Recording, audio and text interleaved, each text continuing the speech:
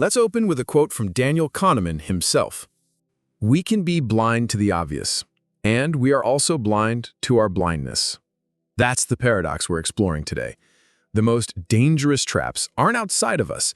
They're built by our own intelligence. And it's not because we're foolish. It's because our brain is optimized for speed, not for truth. The smarter you are, the more dangerous this becomes, because your mind becomes even better at justifying bad decisions.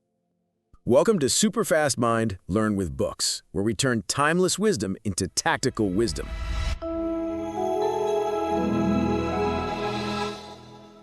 Today's episode, The Trap Your Mind Sets Every Day, based on the psychological masterpiece, Thinking Fast and Slow by Daniel Kahneman. This book didn't just win a Nobel, it redefined how we understand human decision-making. And today, we're breaking it down into 4 practical pillars, so you can start using them tomorrow. Not just to think smarter, but to design smarter environments where your best decisions become automatic. And to make that shift even faster, we've built a free one-page guide, the Thinking Fast and Slow Playbook, with all the protocols we'll cover today. Let's dive in. Let's warm up with a quick challenge. A bat and a ball cost $1.10 in total. The bat costs $1 more than the ball. How much does the ball cost? If you said 10 cents, congrats, you just activated System 1. It's fast, it's intuitive, it feels correct, but it's wrong. The correct answer is 5 cents. Why? Because System 1 goes with the first thing that feels right. It doesn't verify. System 2, the slow, logical engine, needs to step in to catch the mistake. This is Kahneman's most famous mental model. Your brain is not one voice. It's 2 systems working in parallel. System 1, fast, automatic, emotional, handles routines, reflexes, first impressions. System 2, slow, effortful, deliberate, handles math, logic, self-control. And here's the critical part. System 2 is lazy. It avoids effort unless absolutely necessary. So unless you design friction into your decision process, System 1 runs the show and makes dangerous mistakes look like genius. That's why Kahneman says, cognitive ease feels like truth. And that's when we should be most suspicious, especially in high-stakes environments. In business meetings, someone throws out a bold idea. Everyone nods. No friction, no resistance. It feels right. But that's System 1 consensus, not critical thinking. That's where a micro-intervention works. You stop the room and ask, what if the opposite were true? That one question forces System 2 into action and saves companies from expensive groupthink. Even world leaders understand this. Barack Obama called Thinking Fast and Slow a tour of the mind from one of the most brilliant psychologists of our time. You could see it in how he operated. He created space for slow thinking, in a job designed to pressure you into reacting fast. Obama's approach was strategic slowness. When most people rushed to respond, he paused, to reflect, to widen the lens. That's not weakness. That's cognitive leadership. Micro takeaway. When something feels obviously right, pause, double check. That's usually System 1 in disguise. Let's talk about one of the most dangerous mental traps, WYSIAT. What you see is all there is. System 1 builds its stories with only the information right in front of you. It doesn't wonder what's missing, it doesn't care about gaps, it just creates a coherent narrative from limited data. And because that story makes sense, it feels true. You believe it, you act on it, you get blindsided. Kahneman saw this firsthand in the Israeli Defense Forces. His team was evaluating officer candidates. They felt certain who would succeed. Later, data showed their predictions were no better than flipping a coin. Why? Because they were crafting full narratives based on incomplete snapshots.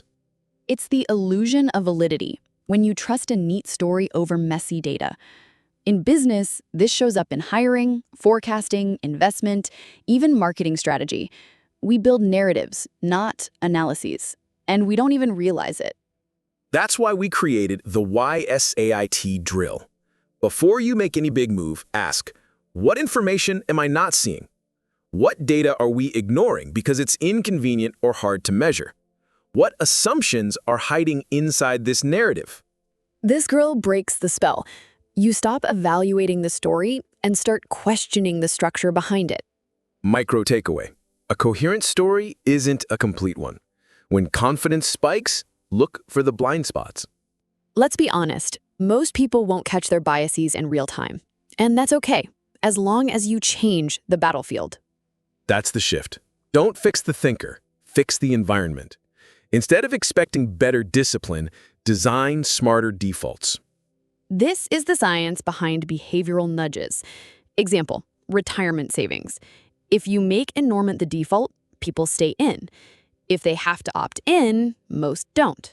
Now let's bring this into business. Say you want better creative thinking in a team session, but anchoring bias keeps ruining it.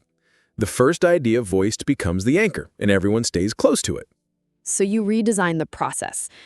Silent writing first. 5 minutes, everyone generates ideas independently before anyone speaks. You've just eliminated anchoring by design. No lecture required. This works in personal life too. Want to scroll less? Move your phone out of reach. Want to read more? Put a book on your pillow. Environment beats willpower. Micro takeaway.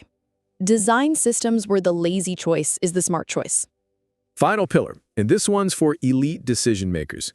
You need systems that prevent bias before it hits, like hygiene prevents infection.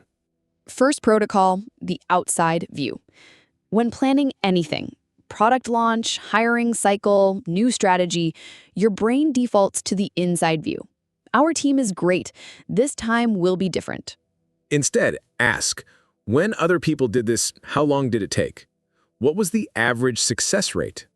Base your plan on data, not desire. Kahneman's team ignored this on a curriculum project. They forecasted 2 years. An outside expert said 7 to 10 years. They dismissed him. The project failed after 8 years. Second protocol, the Premortem. Before any major launch, gather your team and say, imagine it's 1 year later, and this failed spectacularly. Why? Have everyone write answers privately, then discuss. This does 2 brilliant things. It makes dissent safe. It's hypothetical, not personal. And it uses System 1's storytelling power to reveal threats before they strike. Micro takeaway. Don't wait for failure to learn. Run the failure simulation before you move. Let's recap the 4 strategic tools. Run your dual system engine and know when to question the easy answer. Fight WYSIATI and ask what's missing from the story. Redesign the environment. Structure your world so the smart move is the default. And install decision hygiene and use protocols to reduce noise and bias up front. And here's your final challenge. What's the one trap you keep falling into without realizing it? Is it overconfidence, groupthink, wishful timelines? Name it, because you can't disarm what you can't see. To help you apply this fast, we built the Thinking Fast and Slow Playbook, a 1-page tactical guide with every protocol and question we covered today. Totally free, high leverage. The link's in the description. That's what we do here at Super Fast Mind. Decode timeless wisdom and make it tactical.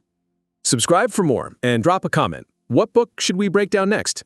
Until next time, pause, think slow, act smart.